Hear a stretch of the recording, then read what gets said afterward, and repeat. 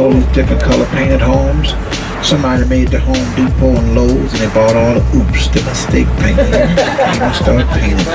Kind of hard to duplicate some of those colors there. And the next block coming up to the left side, you're going to see some flags, part of Agadegas, some folks might say.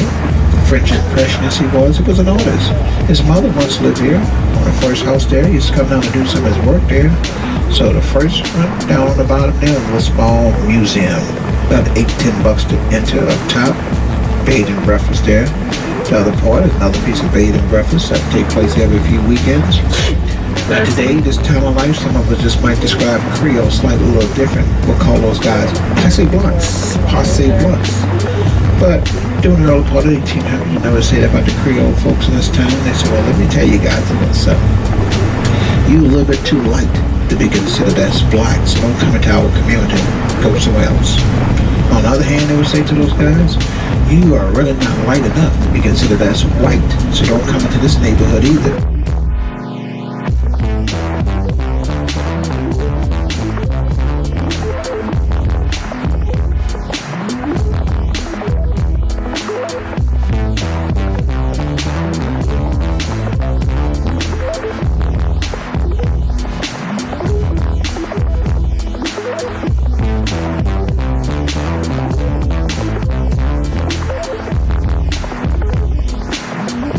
I'm almost sure you about 96.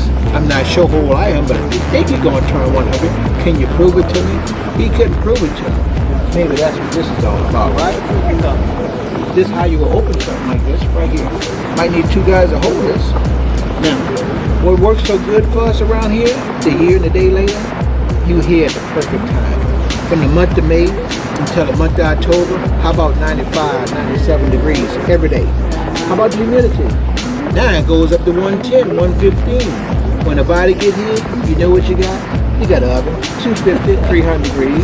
So that means that body is baking. On top of that is roasting. You try this up north, body can still be sitting there frozen. So I don't want to eat anymore. Thanks for that, though. You want to eat them over there? I'm good. You good right there? I just saw the body baking. Yeah. That's what happened. That's really what happened. Now, we tried to bury along the Mississippi River, but every time it rained hard or flood, what happened? Bodies come up. Lewis, that's right. Cousin Charles Casket float by the house to him and say hello. Now, we have 42 cemeteries just in the city of New Orleans, right? Public cemeteries, private cemeteries, Jewish cemeteries, Archdiocese, and Catholic, which is the same thing. Now, around the later part of the 1850s and beyond that time, we had what you call the yellow epidemic fever, malaria, when it started moving to this part of the country. So that meant we had hundreds of people dying every week. But during those days, some people was getting buried alive. Crazy, huh? There was no such thing as a coma. You passed out in the middle of the street. You didn't respond. Off to the cemetery you went, baby. You know what they did for some of those guys, you know? They cut a hole in the tomb, and you look down the alley, back up in there, way back down there behind me. Those are wall vaults, right? They cut a hole in the wall vault, and they would tie a string to the person's finger. And on the outside, they attach it to a bell. So we had plenty of bells in the cemetery. Remember, there was no such thing as a coma back during those days, right? Mm-hmm. How about the graveyard shift? Marshall Howard invented to be here, just in case. 3 o'clock in the morning, David Lewis came through. His hand moved, finger moved, what happened on the outside? That bell already. That's right. Now the graveyard shift would answer that bell all the time. They got so used to answering the bell, every time it would ring, you know what they would say? There's another dead ring over there. Let's run and save it. You ever heard that dead ringer before? Mm-hmm. Yeah. Now when you got home, Uncle Lewis would come over and say, come in, darling, give me a hug, because you were saved by the bell. Goofy, yeah, those guys just wasn't bright as we are, but what they did back then wasn't very, very well for them. And once again, it's part of Archdiocese Catholic Cemetery. Some of these tombs around here value anywhere from $40,000 up to about $340,000, if not more. Yeah, why it's so expensive? When you get ready to walk, you're gonna see stone, marble, granite, and slate. Can't find that in this part of the country. So it meant you had to go out and purchase it, pay to have it hauled and come back in, pay for a spot, pay to have it installed. There's an opening, there's a closing fee, right? All the cemeteries around here not like that, but you know, we all very high above the ground. So these had to be some kind of wealthy guys here. Really not so true. See the first 5, 6 bodies went here, like great-great-grandma or great-great-grandpa. Those guys kind of fit that bill. anyone else below that was considered a freeloader, taking a free ride. It doesn't take that much money to be buried. It all depends what you want, right? You guys ever seen a Wells Fargo truck following the funeral? Can't take it with you now. Enjoy while you got it. Nicolas Cage, Anne Rice, you ever heard of those guys? They're still alive, for all we know. We have the St. Louis Cemetery #1, Basin Street at St. Louis, 2 blocks out of the French Quarter. Those guys just spent more than $500,000 for a gravesite and they're still living now. Some of us paying for our dead while we're alive, right? Pay for it now, don't have to worry about it later. Now, how about some people that think they have plenty of money, a little bit different than other people? Don't want to be bothered with you while they're alive, right? Look behind you. How about that family site? Fenced in right there? When we leave, we don't want to be bothered with you either. So what you call that? Kind of bullshit that? I want to call another word for it. If you look way down that way, half a mile, Lloyd Archdiocese Cemetery in the city of New Orleans. Look right to the left. How about the blue tent? Can you guys see the blue tent down? What's about to happen? 1 year, 1 day later, prepping it up, getting ready for the next body, maybe tomorrow. Okay. Woo.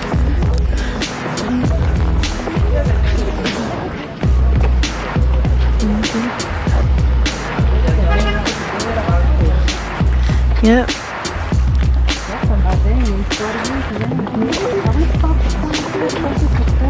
I don't know. As long as no hands reach out. These ones old.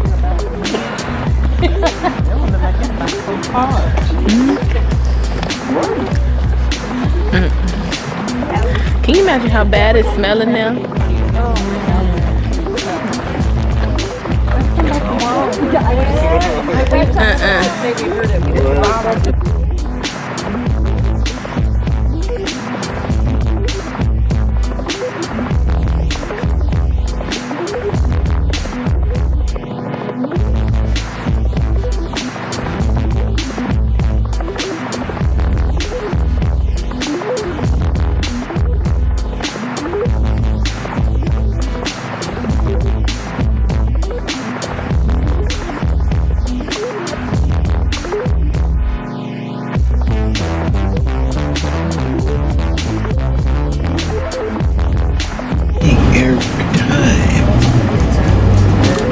Straight ahead in front of us, maybe 3.5 miles, you find Tulane Loyola University and Ormond Park Zoo.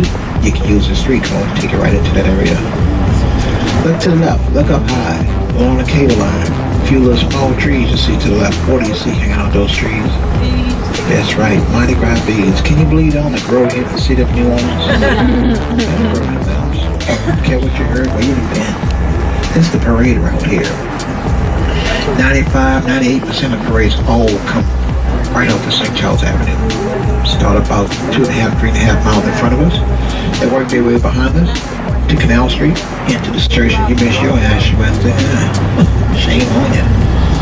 Now back in the later part of 1860, when the general of the German group would come down, they have their meetings and function right here. It's called the AMS, ELMS Mansion here. Weddings and other events take place here. Since this right on the parade, Mardi Gras route, you can rent this place on the weekend sometime for $15,000 a day. Make sure you call your friends, your relatives, and neighbors. You let the guys know you having a potluck, because you still have to bring your food with you. I'm going to take a left turn, but next traffic light in front of us is Louisiana. Yeah, but that one he decided to take and donate to the state of Louisiana. Such a nice guy. What happened? He didn't want to keep up the property tax, so we lost it. Well, that's a good way to get rid of it. You own $2 million and $1 million of homes in the same city. Folks say he filed bankrupt. I said, okay, that's what happened then. How about the novelist Anne Rice in the Vampire? To the left there, the yellow one, that was once her childhood home where she grew up. She became famous. She purchased a home recently, resold it, moved out to California somewhere. The Super Bowl champs, Eli Pinkman, ever heard those guys? They grew up here at First Street, down to the right, in the middle of the block, on the right. Their parents still in the same residence. Hit to the right behind the white picket fence is called the Toby House. Could be the oldest house in the Gordon District. And to the left, there's a nice home over there. But can you believe no one lived there? Why is that? It's an old girls' private school. It's called Louise McGee. Pre-K to 12th grade. It's been around since 1912. They say tuition over here might set you back about 30 grand a year. For 2 kids, and then you get a little discount. And a child get up to 11th, 12th grade, tuition might go down just a little bit. If you guys like to do a little complete walking to condos, been up about 2 years. 6 years ago, there was once a church house here to the left there, but it burnt down to the ground. I mean, it burnt to the ground. Over here to the left, down the street, Josephine Street. Get you another view of that Eiffel, looking like the Eiffel Tower. And 4 blocks to the right, you find an Irish channel. That's where some Irish folks decided to settle over into that area later part.